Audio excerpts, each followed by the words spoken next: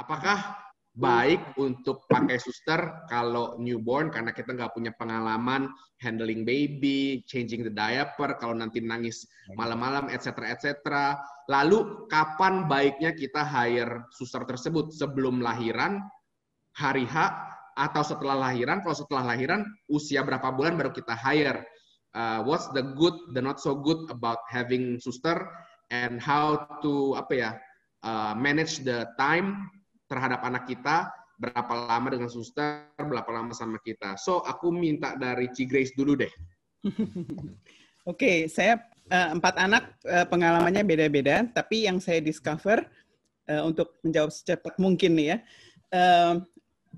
saya biasanya nggak hire suster langsung, tapi saya hire maksudnya make sure bahwa ada pembantu, karena ada masa-masa di mana waktu itu tiba-tiba pembantu juga hilang semua, resign gitu ya pada waktu saya pulang dari rumah sakit, dan itu pengalaman yang tidak menyenangkan.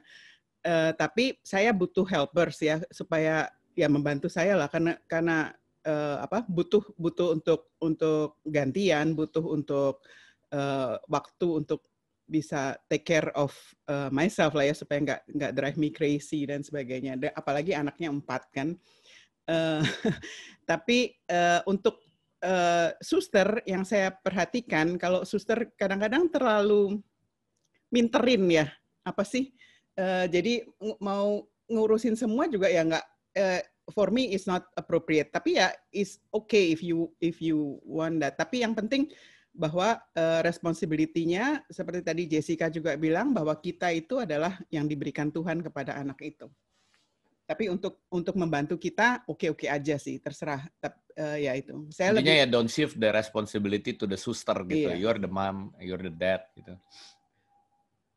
Nah, makanya saya lebih prefer pembantu yang udah ngerti. Pastor, gitu ya. Sorry ya, aku press on what you just answered karena relatable ya. Jangan shift responsibility to the suster. Tapi pertanyaan lebih further lagi, what things yang bisa di delegate and what things yang should not be delegated? Can you elaborate a little bit more on that, please? Ya, mungkin balik ke presentasi tadi kan, memang ada hal-hal misalnya physical, mental, and spiritual. Definitely, suster cannot do the spiritual. Walaupun kamu dapat susternya STH mungkin sarjana teologi, tapi still as parents spiritual. And then go to the mental. Tadi beberapa hal yang tadi Grace sudah jelaskan juga, bahwa their responsibility untuk emotions dan sebagainya itu kan ya suster mungkin sayang ya, tapi the love, the passions itu di ini. Lalu nah, on the physical, oke lah ya gitu ya. Itu mungkin lebih banyak arahnya ke sana. Nanti lagi mau bantu jalan, suruh megangin. Tapi ada time yang intinya ya you're responsible to the growth, spiritual, mental, and physical. Ya, of course lah bisa dibantu beberapa hal yang mostly physical. Bantu mandiin gitu ya oke lah. Tapi diaper duties gitu masih oke lah ya. Oke, kalau dari Ko Anton, Ci Jessica bagaimana? Tentang pandangan tentang suster.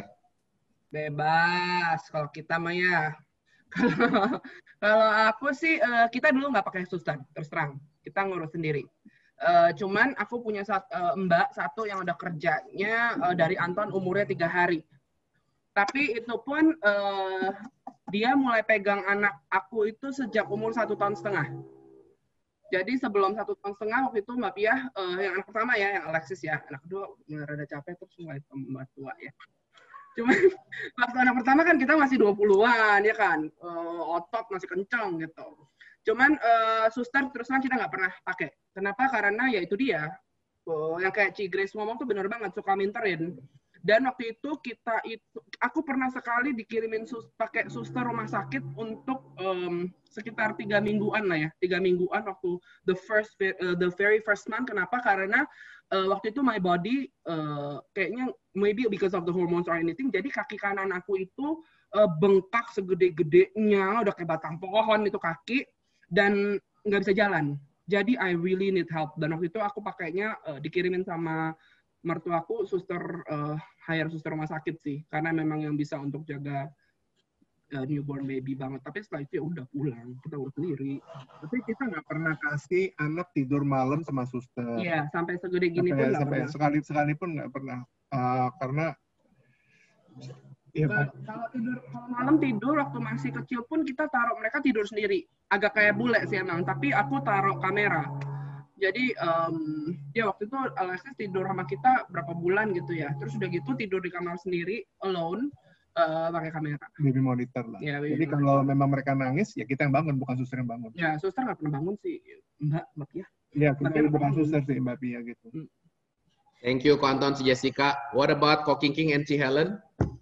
4 anak, 4 suster kah? Itu jadi pertimbangan saya saat ini. Kalau saya mempunyai 6 anak, perlukah 6 suster? Kalau aku dari anak pertama pakai suster. Jadi susterku membesarkan anak pertama sampai anak ketiga. Terus kalau Ci Grace mungkin tahu ya suster tua Ci. Waktu itu ingat ya. Tapi suster itu adalah helper kita ya. Bukan berarti tadi segala responsibility kita kasih ke dia. Tetap mendidik anak, mendisiplinkan anak adalah responsibility orang tua. Itu saya kasih tahu suster saya juga. Jadi jangan sekali-kali kamu marahin anak saya atau apapun juga. Itu tugas saya dan tugas Pak Roni kalau sampai itu. Ingat itu gitu. Suster saya boleh galak ke mbak-mbak yang lain, tapi nggak boleh galak ke saya. Gitu. So we have to know how to deal with suster kita ya. Karena itu berhubungan dengan anak. Dan saya nggak ada masalah sih anak dibantu diituin dengan suster ya. Kalau malam waktu itu awal-awal newborn, Tini beberapa hari tidur sama saya juga gantian, kadang sama suster tapi pakai baby monitor and CCTV. Jadi pada saat dia bangun, si Tini nangis, kalau sampai saya nggak bangun, suster akan ngetok pintu kamar saya untuk kasih susu, gitu. Jadi kita gantian lah istilahnya. Kalau memang pagi saya udah itu, I let the nanny to take a rest juga, terus Tini sama saya gitu tidur di kamar saya. Ya pokoknya kita benar-benar tahu cara bagi waktu dan bagi tugas lah. And she knows where she stands. Dia adalah helper untuk membantu anak saya.